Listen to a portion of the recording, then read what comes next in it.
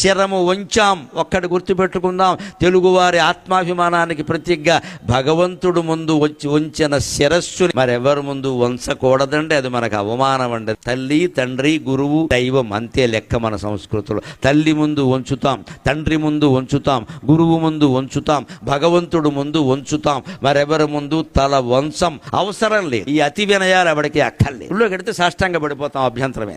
దేవుడి చేతి దెబ్బలు తిన్నామంటే ఎంత పుణ్యం అంటే ఇంకెక్కడ దెబ్బలు తినే అవకాశం రాదు, అవసరం రాదు. ఆయన కాపాడుకుంటాం. తప్పులు ఒప్పులు అన్ని క్షమించమని అడిగా. ఏమో చేసిన తప్పు ఒప్పు మనకు తెలుసా? ఆయనకి తెలుసు. ఊళ్ళో కూడా మనం కొడతాడని భయపడతాం, కానీ దేవుడి దగ్గర ఎందుకంటే భయపడ్డా. అందుకని ప్రహ్లాదులో చెబుతున్నాడు, శరీరం ఉన్నది ఎందుకు, నాలుక ఉన్నది ఎందుకు, భగవంతుడిని కీర్తించడానికి. అడ్డమైన వాళ్ళని ఎలా పొగుడుతామండి?